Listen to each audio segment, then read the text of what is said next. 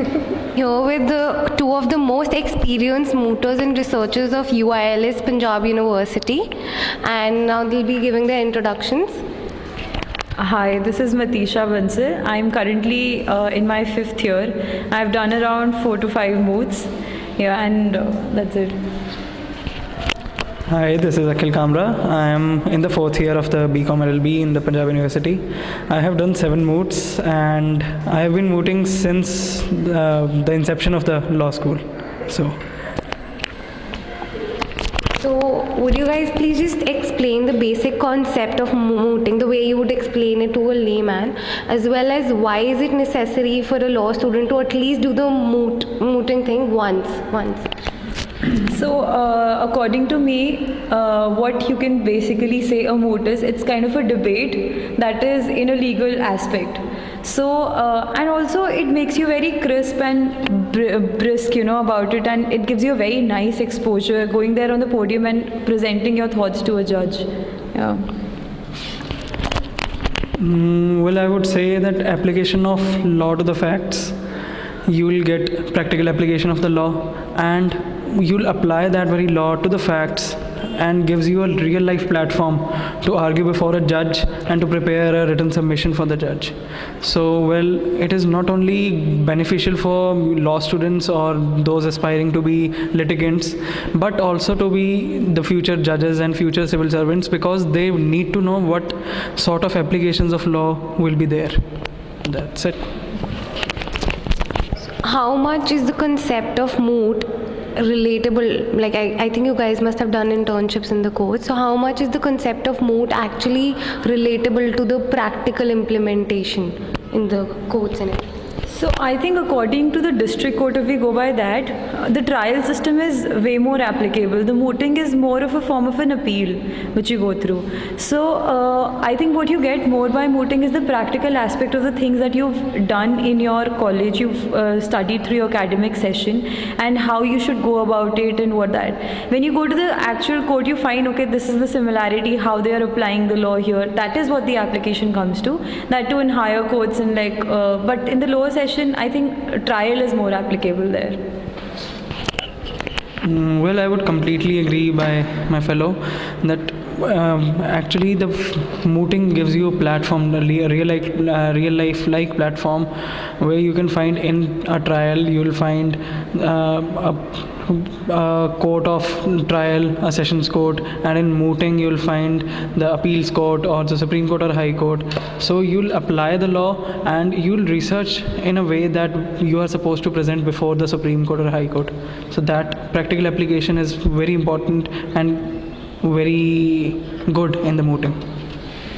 So basically mooting is actually good for you if you can actually see a practical aspect. And besides that, like usually people have a lot of tips on how to go about the speaking aspect. Memorial and the research work is the one which is not given a lot of attention. So what would you like to tell me about that? So I think for mooting, from my perspective, speaking is definitely a very important aspect, but people tend to ignore the memorial making, and it is by far a very, very important concept that's come to us. So we recently did a moot prize, media moot. So in that, memorial making was given a lot of importance. The selection was based on memorials. 14 teams had to be selected on memorial basis, and also every round had 50% of scores reserved for memorials.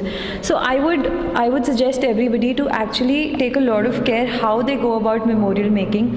Certain steps should be followed. They should get a clarity of thought as to what they want to incorporate in their memorial and how they want to go about it. They should not be confused thoughts throughout the memorial.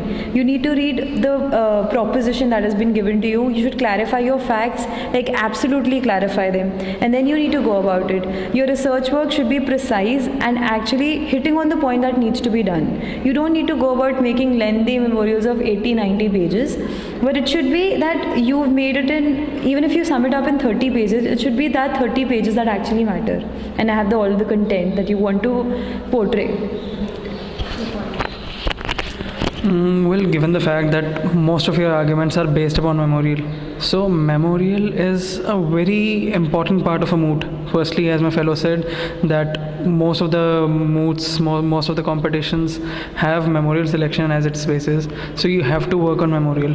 Memorial should not be haywire or very vague, but there are a couple of approaches to make a memorial. A person can make a memorial which is very vague, which will not show your through which you will not show your arguments to the opposite party. That would be very good in cases where the memorial marks are not counted in the oral rounds, because obviously your memorial marks will be low. But in case where the memorial marks are counted and where there is the memorials are the basis for entering into competition, you have to make a very good and very organized memorial with particular structure. You have to follow a particular structure in order to appeal, which will appeal the judges. So I would say that memorial is a very important part of the moot. So, except for the memorial and your research work, so basically your research work has to be very strong and precise for the memorial. It has to be actually very clear. You should have a clarity of thought when you start researching on a particular topic. It shouldn't be that you're confused with your thoughts and then you take one approach and then in the other contention you're taking a different approach. It should all be organized and connecting somehow, so that it doesn't confuse even the judge who's sitting in front of you what this person has presented to us. And what about the compendium? Is it a must in every moot? From our recent experience, compendium puts a very good impression on the judge, but most of the times judge won't see or open the memorial. Even if you direct the judge to open the compendium and refer to it, the judge won't even bother to open the compendium. So due to our recent experiences, we have seen that judges are more interested in the thoughts you have put in the memorial. Obviously, compendium, if the judge is there to grill you, and if the judges are with a mindset that they'll grill you with respect to a particular judgment or only on a particular point, like this is the judgment they want to target and they want to ask you everything about the judgment, only then are they going to refer to your compendium. Otherwise, compendium is only a very decorative part that you keep on the table so that they are impressed, okay, you've put in some effort even in your compendiums. Yeah, beyond that, nothing much. And besides the memorial thing, the compendium, like what problems did you actually face? Like, what were the objections taken up by the judges, or what all actually improvements you have made in this fight? So starting from the first mood that I went through to the last one, there have been a lot of things that we've been asked to improve with time. I think the first one being that you have to be very, very slow. Not very slow, but of a reasonable speed, and be very clear as to what you are trying to tell them through your oral arguments and your memorial both. They've always objected on this thing that we should put across our thoughts in a very nice way, not even in a complicated English or something like that, only in very simple words, but they should get the thought. So that is one point that I've always picked up, that you should be slow and you should actually put across your point very clearly. Well, I would say that memorials have to be very organized, as I earlier said. Since the first moot till the last that I have recently done, I have seen that memorials should be categorized, should be bifurcated into, the argument should be bifurcated into several elements. By the approach that you are going to express, you are going to converse with a particular judge.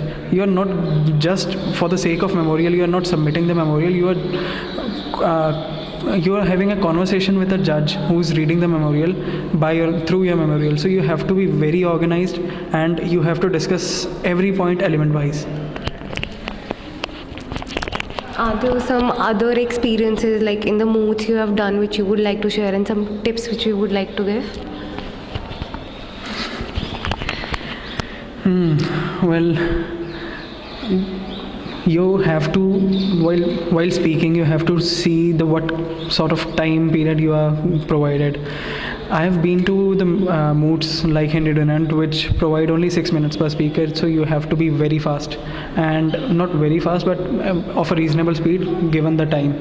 And I have been to Price Moot, the Oxford Moot, which provides you 22 minutes on an average to be each speaker. So you have to be of a reasonable speed so that you can have a conversation with the judge. So the fact that the speed of your arguments depend upon the time, it is very important to take into consideration.